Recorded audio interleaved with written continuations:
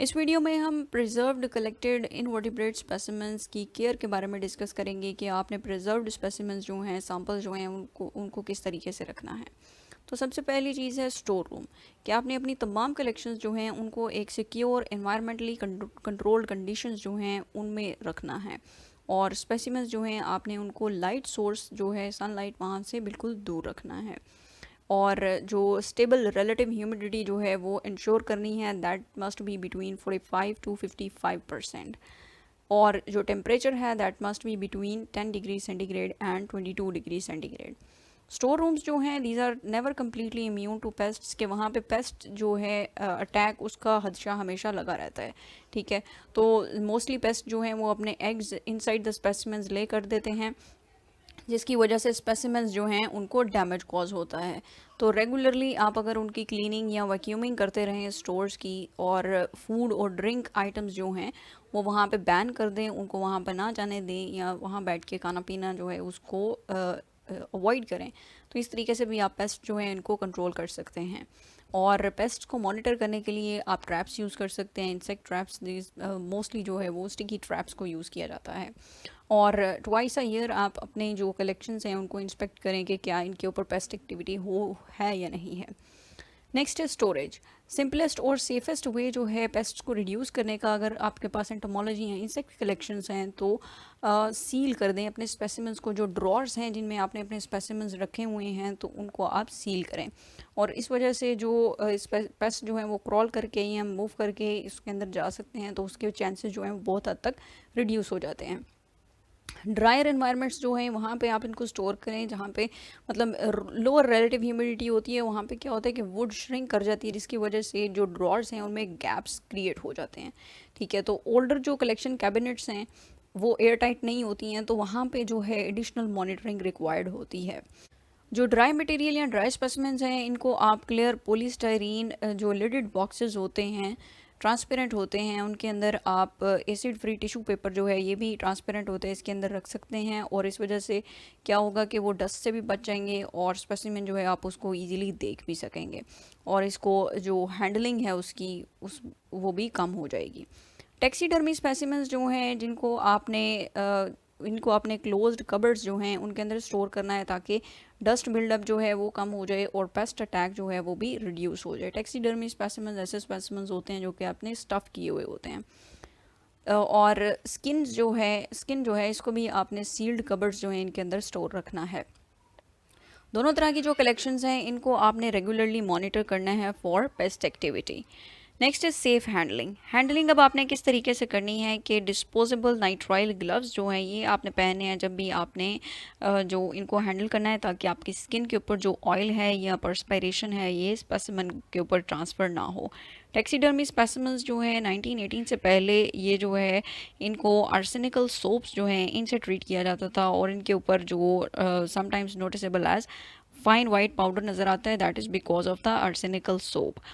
और handle specimens जो हैं इनको आप हमेशा ग्लव्स पहन के हैंडल करें, और जब आप उनको क्लीन कर रहे हैं तो डस्ट एक्सट्रैक्शन या फ्यूम कवर्स जो हैं इनको यूज़ करें, और डस्ट मास्क जो है ये मस्ट जो है इसको पहनें।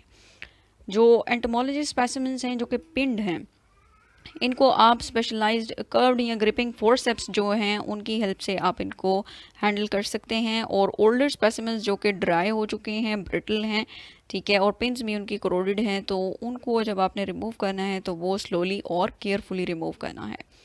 Next, dealing with paste. Paste को आप किस तरीके से डील कर सकते हैं? फ्रीजिंग। अब स्पेसिमेन जो है जिसको पेस्ट अटैक का खदशा है, आपने क्या करना है कि क्लियर पॉलीएस्टर बैग लेना है, उसके अंदर उस स्पेसिमेन को रखना है, और एक्सेसिव जो एयर है वो रिमूव करने के बाद उसको हीट सील कर देना है।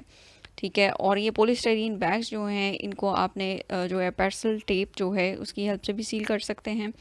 अब इस सील्ड बैग जो है इसको आप नॉर्मल डोमेस्टिक फ्रीज़र जो है उसमें 14 दिन के लिए रख सकते हैं एट -18 डिग्री सेंटीग्रेड, या फिर -30 डिग्री सेंटीग्रेड पे भी रख सकते हैं for 72 hours, so that the paste जो है वो किल हो सके।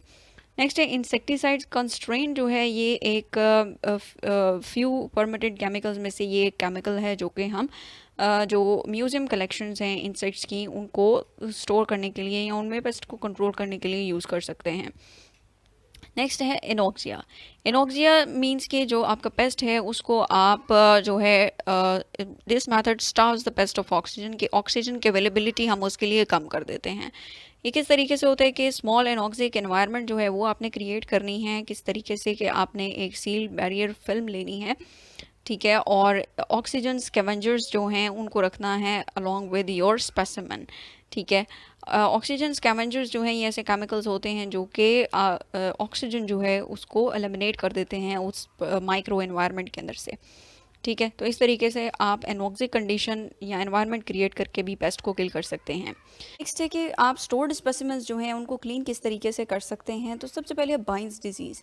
बाइंस डिजीज़ जो है ये जो मोलस्क्स हैं इनके ऊपर जो शेल्स होते हैं, इनके शेल्स अगर वेपर्स, एसिडिक वेपर्स जो हैं इनके साथ कांटेक्ट में आएँ तो वहाँ पे जो है वो सॉल्ट्स जो हैं वो डिपॉजिट होने लग जाते हैं। तो इसको आप जो है विनेगर की स्मेल अगर आ रही है तो इसकी हेल्प से आप डिटेक्ट कर सकते हैं बाइंस डिजीज़ को। तो मोलस्क शेल जो है इसको आप किस तरीके से फिर क्लीन कर सकते हैं कि सॉफ्ट ब्रश लें और उसके डीआयोनाइज्ड वाटर जो है उसकी हेल्प से आप शेल्स के ऊपर जो है वो डीआयोनाइज्ड वाटर जो है वो लगाएं, और एक दफ़ा अगर आप उसको क्लीन कर लेंगे तो स्पेसिमेन जो है इसको आप डीआयोनाइज्ड वाटर के अंदर ओवरनाइट सोक भी कर सकते हैं, और उसके बाद ब्लॉटिंग पेपर जो है उसकी हेल्प से आप उसको कम्प्लीटली ड्राई कर सकते हैं। नेक्स्ट है क्रैकिंग। तो जो एनिमल्स के ड्राई हॉर्न्स होते हैं या मसल्स होते हैं, मसल्स जो है ये कैट्स और डॉग्स वगैरह जो हैं इनकी जो माउथ और नोज़ का एरिया होता है इसको हम मसल्स कहते हैं, ठीक है। तो इनमें जो है वो क्रैकिंग स्टार्ट हो जाती है, और इसको हम किस तरीके से ट्रीट कर सकते हैं कि कंजर्वेशन ग्रेड जो बीज वैक्स है, बीज वैक्स बेस्ड पॉलिश जो है इसको यूज़ करके हम जो क्रैकिंग है उसको प्रिवेंट कर सकते हैं by providing a barrier against further dehydration. Next है स्पिरिट कलेक्शंस। स्पिरिट कलेक्शंस ऐसे स्पेसिमेंस जो कि आपने फ्लूइड्स के अंदर रखे हुए हैं, ठीक है, तो आपने उनके अंदर जो फ्लूइड लेवल है वो एनुअली देखना है, और फ्लूइड ये भी देखना है कि फ्लूइड जो है वो कंटामिनेट तो नहीं हो गया या डिसकलर तो नहीं हो गया, ठीक है। और जो है if you do not have the equipment to work on conservation problems, ठीक है, फॉर स्पिरिट कलेक्शंस, ठीक है, आप किसी कंजर्वेटर या क्यूरेटर जो है उससे रब्ता कर सकते हैं, उससे एडवाइस ले सकते हैं। नेक्स्ट है माइक्रोस्कोप स्लाइड्स। माइक्रोस्कोप स्लाइड्स जो है जिसके ऊपर माउंटिंग हम करते हैं, ठीक है, तो माउंटेड जो स्लाइड्स हैं शॉर्ट टर्म माउंटिंग मीडिया के ऊपर वो रैपिडली डिटीरिएट हो सकती हैं, ठीक है, कन्फ्रैक्शन हो सकती है, उनमें डार्कनिंग या क्रिस्टलाइजिंग हो सकती है। तो इस वजह से जो माउंटेड स्पेसिमेन है वो क्या हो सकता है, डिस्ट्रॉय हो सकता है।